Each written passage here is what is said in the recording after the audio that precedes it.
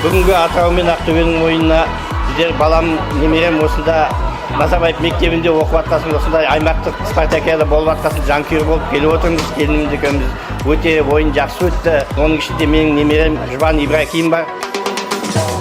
Ибрахим бүгін ойында өте күшті результат көрсетті, өте көптеген эйстар алды. Сол үшін мен өте қуаныштымын. Бүгінгі финалдық кездесуде біз Ақтөбе спортшыларына қарсы ойнадық және 2-1 есебімен жеңіске жеттік. Және де біз өте қуаныштымыз. Мені дайындаған тренеріме рахмет айтамын.